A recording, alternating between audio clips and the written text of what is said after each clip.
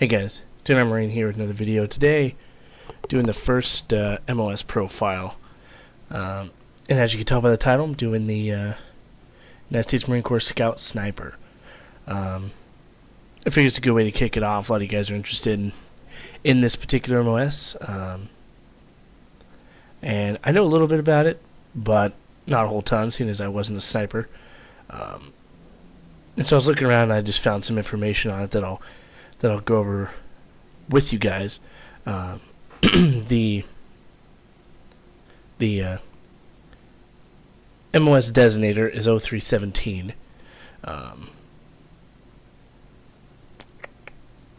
And basically, you know generally what snipers do. They sneak in on the enemy, they observe the target, they do a lot of recon sort of stuff, get information for the higher ups back at base, and then when needed they take out targets of high importance. They are very, very capable of working at night. It's generally when they do the majority of their work. At the very least, getting in position is at night. Each scout sniper team will have two members, one being the shooter and one being the spotter.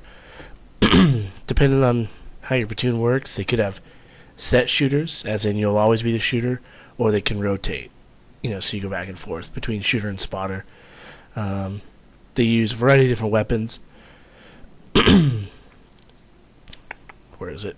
Such as the M40 seems to be the staple generally. And then the spotter will generally have an M16 variant with a long scope that's used to either take on following shots, like follow-up shots if the sniper hits someone but they don't die, something like that. And then also just to provide immediate protection, in their close range if they get attacked.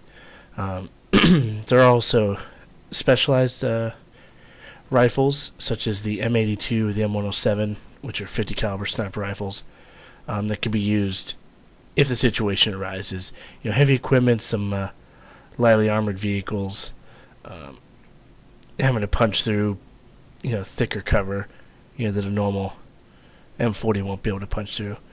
Let's see. Where is it? There's 4 bases you can possibly go to school here for this. One being the School of Infantry West in Camp Pendleton in California. The others are in Camp Lejeune, in Quantico, Virginia, and in Hawaii. Apparently, Quantico, Virginia is considered the most difficult, but I imagine that's for officers. I don't believe, as an enlisted person, that you'll go there. The course, they've kind of reworked the course, and apparently now it's 12.5 weeks long. The first 9 weeks straight are focused on shooting, and then the last, 3.5 weeks are going to be on field movements and stuff like that. So some of the basic requirements, which I'm sure you guys are super curious about, is that you need to be a lance corporal at least, which you'll get. Shouldn't be an issue getting that, as long as you don't get in trouble. Vision correctable to 20/20 in both eyes. This means that eyeglasses and contact lenses are authorized. Color blindness is discouraged. It doesn't say that color blindness is a complete no-no for it, but it is discouraged. Minimum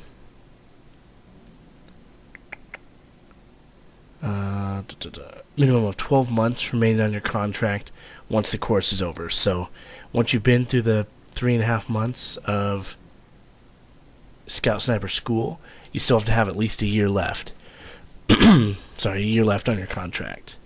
Must have first class PFD, must be a current rifle expert, no court martials or NJPs within the last 6 months, a minimum GT score of 100, no history of mental illness, got to be a volunteer, of course.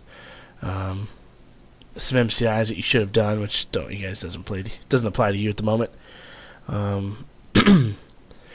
Marine Corps, Marine Corps PFT. Oh, that's not it. And you got to be able to do some stuff in the water, which it's nothing crazy. According to this, it's a 500-meter swim using side or breaststroke, 50-meter swim holding a weight of some sort out of the water, and then treading water for 30 seconds holding a weight out of the water with no signs of panic. So you can't be freaking out, which means you need to get those legs strong, because that is not an easy thing to do. Phases of training, let's see. So phase 1 is when you're going to be doing a lot of the KD ranges, which is KD is known distance. So they will tell you, how far your target is from you. And then you also get some basic classes on on things like camouflage, how to move as a sniper, weapons, the different weapon systems you're going to work on, observations, field sketches, stuff like that. First day, you're going to kick off the PFT gear check. They're going to check your service record, make sure your shit's fucking good to go. You also need to be able to pass the day and night land nav courses, which are not difficult. If you're even semi-competent with a compass, you'll be fine. And compass and a map, I should say. According to this, the KD range includes shooting at the 300, 500, 6, 7, 8, 9, and 1,000 yard lines. 5 rounds are fired at each. During this phase of training, Marines must become experts at the fundamentals of marksmanship. You got to be good, very, very good at calling wind and weather, because those two can have an insane effect. At 300 yards, the wind's not going to do a whole ton, especially with an M40 to the round. But when you get down to 1,000 yards, even a slight wind can throw off your round to the point where you won't hit. So you really need to learn that stuff. So you definitely got to pay attention in boot camp, pay attention in the fleet, all that sort of shit. Let's see. During this portion of it, you're going to work together with another student, one on the rifle and the other spotting, calling the wind. Now, when you're shooting, you don't have to listen to what your spotter says if you think they're wrong. If you trust them and you think they're calling the wind correctly, then by all means, do what they tell you. But in the end, it's on you. You're the one pulling the trigger, so you have to make that call. And then after you fire your rounds, you switch positions. And then to make it a bit tougher, after you fire your rounds at those ranges, so at 300 yards, you're going to fire your rounds, and then you're going to pick up your shit after your partner fires as well. You're going to pick up all your shit, and you're going to sprint back to the next yard line to get set up. So from the 3 to 500, that's 200 yards if you're picking up your gear and just full-on sprinting. Because you want to get there, you want to get set up, you want to be ready to go. Let's see. It says the course of fire for qualification is as follows. The 3, 5, and 600 yards, there's 3 stationary and 2 movers. At the 700, there's 3 stationary, 2 stop and go movers. At 800, there's 3 stationary and 2 bobbers, which means around the dudes kind of bob up and down. And at movers is pretty self-explanatory. I think the stop and go movers means that they're going to stop and go randomly, and so you won't really know what they're going to be doing, which is pretty normal. I mean, if you've ever eyed somebody through a scope, which hopefully none of you guys have up till now, people just going about their normal business. They're going to be walking around talking. They'll stop, talk to somebody else, and so it can be tough to place your shot when they're doing that. So being able to kind of anticipate the movement, stuff like that, is very important. And at 900 and 1,000 yards, all 5 rounds are stationary. Out of the 35 rounds, you have to hit 28 of them at least. So it's not easy. It is not easy. Yeah, it's just not easy.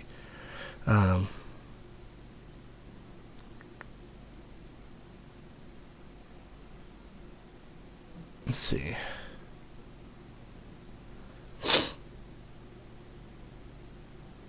During this phase, you will also do like field sketching.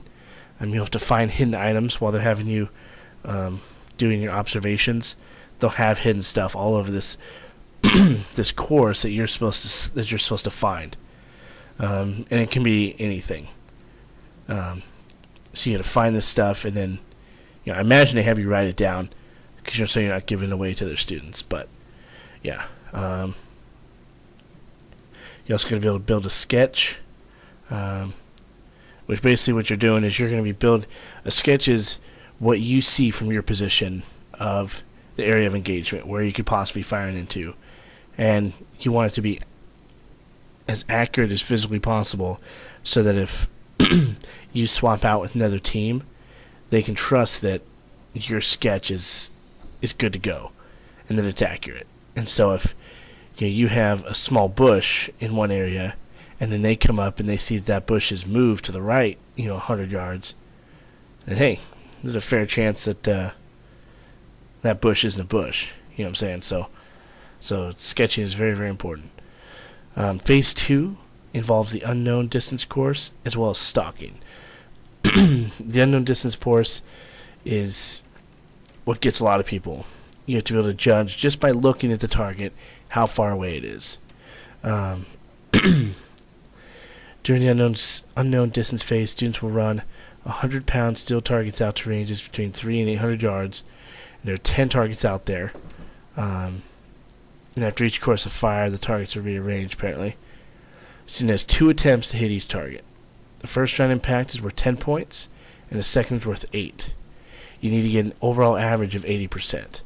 So that means out of the 10 shots, you at least have to hit every one on the second round. So you got to get 80%. So 8 times 10 is 80%. So, or is 80, so it would be 80%. This part's very difficult. There's unknown distance shooting isn't the funnest when you're under this sort of stress, but what can you do? Hopefully you've paid attention. You can kind of gauge that sort of distance. The stalking is usually what fails people, though. The shooting, while difficult, isn't insanely hard.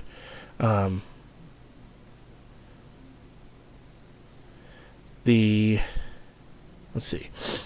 So stalking, I'm just going to read it straight from here. Stalking involves moving from a distance between 1,200 yards and 800 yards away to within 200 yards of an observation post undetected. After doing this, the student must set up a final firing position and fire 2 shots without being found by that observation post. And the total time you're allowed to do this is between 3 and 4 hours. And then after the first shot is fired, a walker, which is basically a neutral instructor who just isn't there to help you or help the guys up in the OP, will get relatively close to where you are, because they'll have heard your rifle and go off, and they can kind of figure out where you are. The observation post then, hold on. I want to make sure I don't want to mix this up here.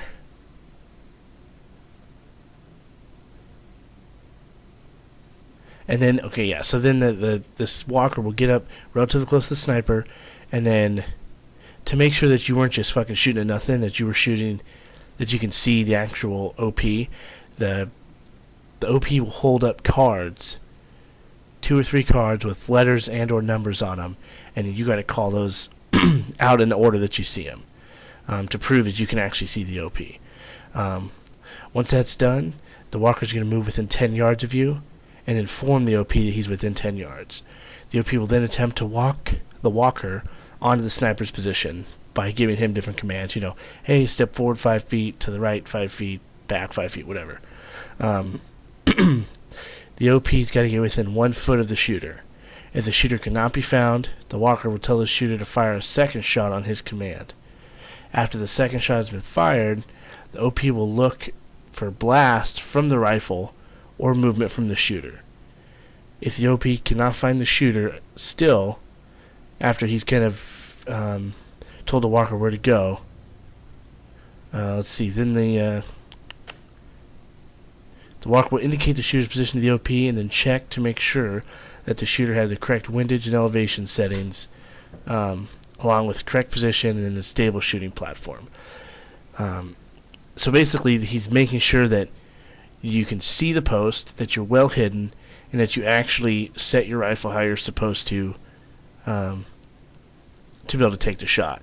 Because if you're 200 yards out and you have your elevation set for an 800-yard shot, obviously you didn't set it, and they'll fail you.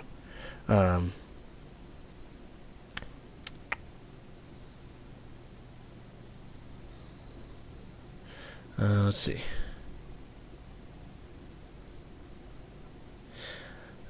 There's some grading here, which I won't go over the grading because that may change by the time you guys get there. But it says students must obtain an overall average of 70% out of 10 stocks, with a minimum of at least 2 100s and no more than 1 0 in order to pass stalking.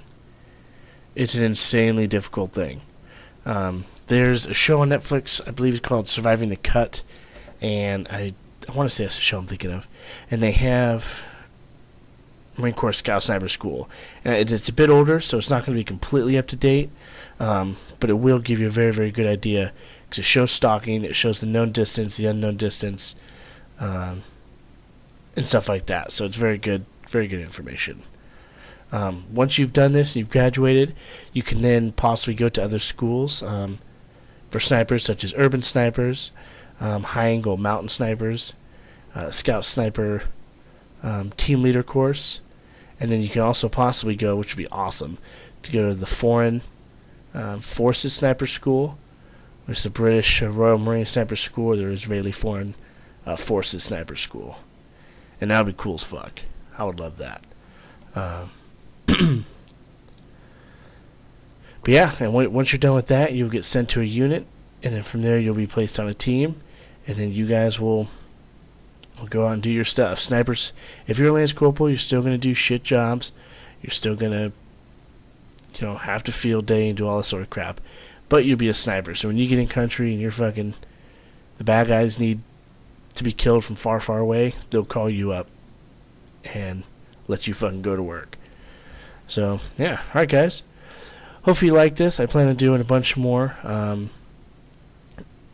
Once I post this, I'm going to make a Facebook post, and I want you guys to list all the MOSs that you're interested in, preferably with the MOS number, if you could. So for rifleman is 0311, for instance. So if you can just Google that, find that number for me, just so I get the correct MOS. And I plan on doing these once a week. So if you request something and it's not out, next week, the week after, don't be afraid. If you post it there on Facebook, I'm writing it down and I will get it out. But I plan on just doing once a week. Just the way my schedule is, I can't really do much more. So, yeah. Alright, guys. If you have any questions, concerns, anything like that, hit me up.